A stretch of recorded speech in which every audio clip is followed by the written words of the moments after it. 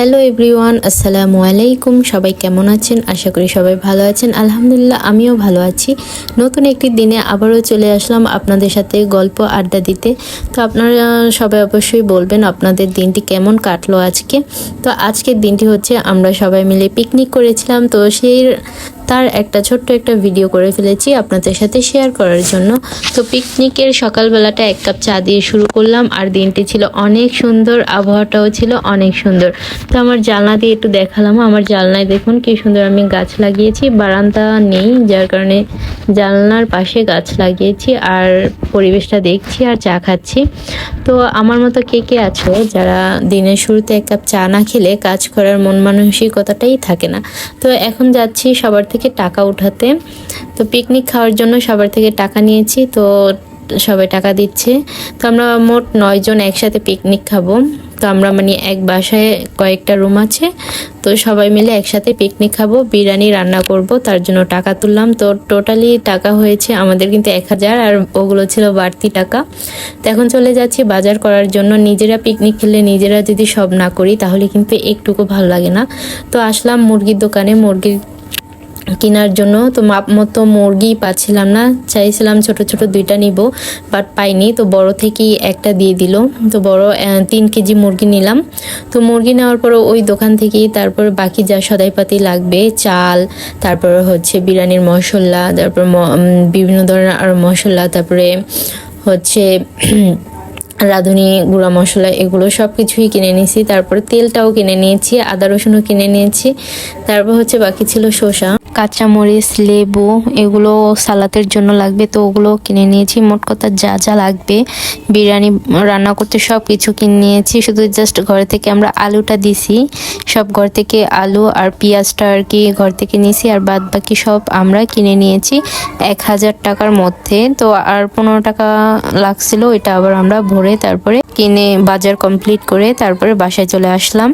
তো বাজার করতে গিয়ে আসলে অনেক দিন পর বাইরে বের হলাম। আসলে আমার ঘরের বাজার তো আমি করি না, তো বাজারের অতটা অভিজ্ঞতা নাই, যেমন তেমন করে বাজারটা করে আসলাম। তো এ পর্যায়ে আমরা বাসায় চলে আসলাম। আসার পর কুটাকাটা শুরু করে দিয়েছি, এক একজনকে এক একটা কুটতে দিয়েছি। তো কেউ মাংস করছে, কেউ আলু ছিলতেছে, কেউ পেঁয়াজ ছিলতেছে, আর আমি বসে বসে ভিডিও করতেছিলাম।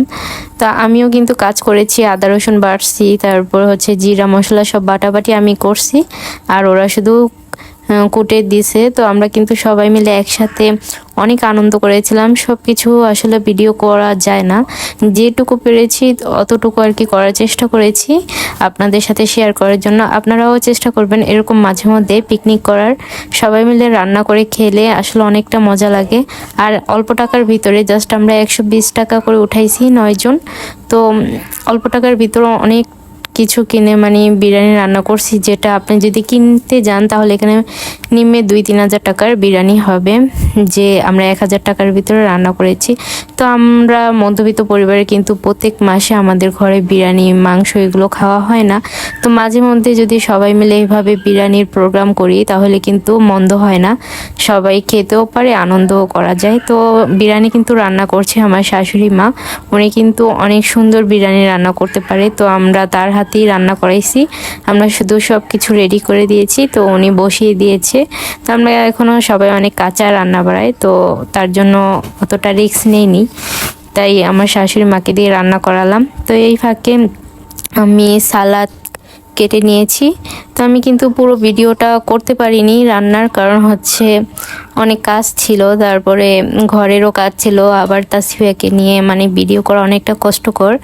তো পুরো ভিডিওটা করা হয়নি, আর রান্নার ফুল ভিডিওটা করতে চেয়েছিলাম বাট করতে পারিনি। তো বিরিয়ানিটা কিন্তু অনেক মজা হয়েছিল, সবাই অনেক প্রশংসা করেছে। বিরিয়ানিটার ঘ্রাণ পুরো বাড়ি ভরে গেছে ঘ্রাণে। তো মুরগি দিয়ে বিরিয়ানি করেছি, নেক্সট টাইম চেষ্টা করব গরু দিয়ে বিরিয়ানি করার, আরও একটু বেশি করে টাকা উঠিয়ে গরুর মাংস দিয়ে একবার পিকনিক খাবো। তো সবাই এটাই বলছিলাম যে নেক্সট টাইম গরুর মাংস দিয়ে পিকনিক খাবো। তো এই পর্যায়ে আমাদের রান্না শেষ। তো সবাই দেখুন বাসন কাসন নিয়ে আসছে, আর আমার ছোট দেওর যেটা, ওটা একটা থালি নিয়ে আসছে বিরিয়ানি নেওয়ার জন্য, থালিতে যেন বেশি করে বিরিয়ানি পায় তার জন্য। তো দেখুন বিরিয়ানিগুলো ভাগ করছি, আগে আমরা ভাগ করব, ভাগ করার পর যার ভাগই টুকু পড়বে, তারপরে সবাই মিলে একসাথে খাবো। তো আমি খাওয়া দাওয়া আর দেখালাম না, জাস্ট এই পর্যন্তই, ভাগ করা পর্যন্ত ভিডিওটি। আশা করি অনেক ভালো লাগবে।